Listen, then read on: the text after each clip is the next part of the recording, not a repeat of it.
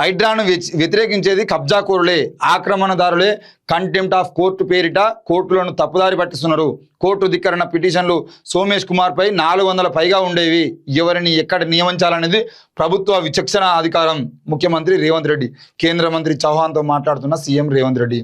వెంటనే ఈ హైడ్రా రంగనాథ్ మీద చిన్న విషయం రాగానే, కోర్టు తీర్పు ఇయ్యగానే ఉరికి కేంద్ర మంత్రిని కలుసుడే. ఎంత దగ్గర సంబంధాలు ఉంటాయంటే బీజేపీకి ఉన్న రేవంత్ రెడ్డికి చాలా క్లియర్గా కనబడతా ఉంటాయి. ఏమి ఇక్కడ తెలంగాణలో ఏమన్నా చిన్నగా రేవంత్ రెడ్డి గారికి కానీ కాంగ్రెస్ ప్రభుత్వం కానీ, అంటే ఇక్కడ ఉన్నటువంటి కాంగ్రెస్ ప్రభుత్వం, అది రాహుల్ గాంధీ కాంగ్రెస్ ప్రభుత్వమా కాదా అనేది జనాలందరికీ అర్థమవుతా ఉంది. ఏమన్నా కాగానే వెంటనే అక్కడ అపాయింట్మెంట్ దొరుకుతుంది, అపాయింట్మెంట్ ఢిల్లీకి పోవాలి, సార్ ఏం సార్ మన పరిస్థితి అని చెప్పేసి మాట్లాడుకొని రావాలి. ఏంటిది హైడ్రాను వ్యతిరేకించేది కబ్జాకోరులా? అసలు తెలంగాణలో మీరు కబ్జాలు చేసినటువంటి మొన్న కోడి చెరువు ఉన్నది పవన్ కళ్యాణ్ గారిది, కబ్జా అయింది అని చెప్పేసి చెప్పారు. లేదు అది ప్రైవేట్ చెరువు అని చెప్పేసి ఆయన చెప్పిండు. ఏం విచారణ చేసారు, ఎంత బయటకు తీసుకొచ్చారు? అరే అది ఒకవేళ నిజంగానే ప్రైవేట్ చెరువు అయ్యేది ఉంటే మరి ఆ ప్రైవేట్ చెరువుకు ఎందుకు చెరువు అని చెప్పేసి, ఆ చెరువు శిఖం భూమి అని చెప్పేసి వాళ్ళకు ల్యాండ్ ఆ చెరువు శిఖం కింద ఎందుకు చూపించారు? దానికి మంచి కట్టెందుకు కట్టిర్రు? ఆ చుట్టుపక్కల ప్రభుత్వ భూమి అని చెప్పేసి ఎందుకు చెప్పిర్రు? మిగతా వాళ్ళే ప్రభుత్వ భూమి అయినప్పుడు పవన్ కళ్యాణ్ మాత్రమే ఎందుకు శిఖం భూమి ఉన్నది? మరి చెరువు శిఖం భూమిలో వ్యవసాయం చేయకుండా ఆయన ఆవుల్ని పెంచుకుంటూ వ్యవసాయం ఏమి చేయకుండా ఆ భూమి మొత్తాన్ని అందులో ఉన్నటువంటి వాటర్ని మొత్తం మోటార్లు పెట్టి తీస్తూ ఉండేదంటే ఎందుకు చర్యలు తీసుకోవట్లేదు? అరే మీరు మంచోళ్ళు అయ్యేదంటే అన్నిట్లో చేయండి భయ్. వాసవి గ్రూప్స్ కానీ ఇంకా వేరే గ్రూప్స్ కానీ వాళ్ళందరూ ఆ మూసీ నది పక్క పంటి, అసలు మూసీ నదిని మూసేసి కడుతున్నారు కదా, అది చూపించినాం కదా. మరి దానికి సంబంధించిన విషయంలో మీరు ఏం చర్యలు తీసుకున్నారు? ఆ చర్యలు తీసుకోరు, వాటి మీద ఎలాంటి చర్యలు ఉండవు. ఇక మళ్ళీ ఎవరైనా మాట్లాడితే వెంటనే హైడ్రాను వ్యతిరేకించేది కబ్జాకోరులే. ఎవడు కబ్జాలు వేసిండే?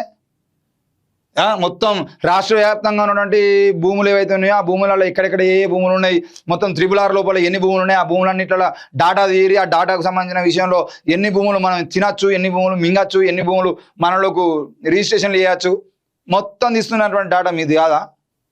హైడ్రాను వ్యతిరేకించేది కబ్జాకోరులే అంట సీఎం రేవంత్ రెడ్డి. చెరువులు, నాలాలు, కుంటలు, ప్రభుత్వ భూములు, పార్కులను ఆక్రమించిన వాళ్ళే కోర్టులను తప్పుదోవ పట్టించి కంటెంప్ట్ ఆఫ్ కోర్టు అంటున్నారని విమర్శించారు.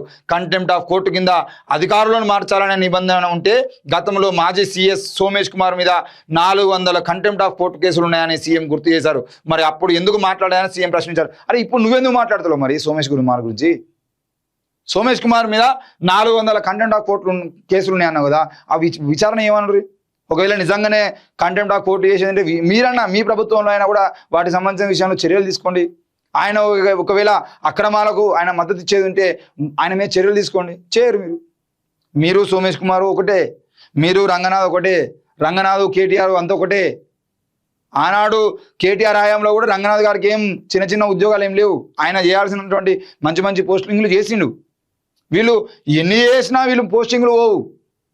అవసరమైతే రంగనాథ్ గారిని ఇప్పుడు హైడ్రా నుండి తొలగించండి అని చెప్పేసి హైకోర్టు చెప్పిందని చెప్పేసి తొలగించేదంటే ఆయన సస్పెండ్ అవుతారు అనుకుంటారా? ఆయన తీసుకుపోయి ఇంకో శాఖకు పెడతారు. అవసరమైతే ఆయన రేపు ద్వారా GHMC కమిషనర్ అవుతాడు. ఇప్పుడు ఆ హైడ్రా పేరుతో చేస్తుందంతా మళ్ళీ GHMC కమిషనర్ ఉండి మళ్ళీ చేస్తూనే ఉంటారు. కాబట్టి వీళ్లకు ఎక్కడికి పోయినా బతుకమ్మ కుంట సైతం కబ్జా. మరి బతుకమ్మ కుంట కబ్జా అన్నప్పుడు బతుకమ్మ కుంటకు సంబంధించినటువంటి విషయంలో హైకోర్టులో మీరు చెప్పాలి కదా, ఆ విషయము కబ్జానే. హైకోర్టే తప్పుడు తీర్పులు ఇస్తుంది, హైకోర్టును తప్పుదారి ఇస్తున్నారు. కాబట్టి మీరు ఆ రంగనాథ్ మీద చేసినటువంటి కామెంట్లన్నీ తప్పు అని చెప్పేసి హైకోర్టులో మీరు పిటిషన్ వేయాలి. మీ ప్రభుత్వానికి సంబంధించినటువంటి పీపీలు ఉన్నారు కదా, వాళ్ళు ఎందుకు మాట్లాడలేకపోతున్నారు? ఆ విషయంలో ఎందుకు కోర్టుకు అర్థమయ్యేటట్టు చెప్పలేకపోతున్నారు? ఎందుకు ఆధారాలు సమర్పించలేకపోతున్నారు? బతుకమ్మ కుంట విషయంలో నిర్మాణాలు చేసేటువంటి అధికారం ఈమెకి హైడ్రాకి ఎట్లా ఉంది అని చెప్పేసి అడిగినప్పుడు మాకు అధికారాలు అని చెప్పేసి ఎందుకు మాట్లాడలేకపోయారు? మా ఇష్టం అని ఎందుకు చెప్పలేకపోయారు? ఎందుకు తొలగించారు? అక్కడ బోర్డులు గేట్లకు ఉన్నటువంటి హైడ్రా అని రాసుకున్నటువంటి బోర్డు మొత్తం వట్టిగా కోట్ల రూపాయలు నష్టం కదా. అవి చెప్పకుండా మళ్ళీ వచ్చి ఎవరు ప్రశ్నించేదంటే వాళ్ళు బీజేపీ వాళ్ళు దేశద్రోహులు అంటారు, వీళ్ళు రాజకీయ నాయకులు వీళ్ళు ఇక్కడ లోకల్లో కబ్జాకోరులు ఈ ముద్రలు ఇస్తూ ఉంటారు.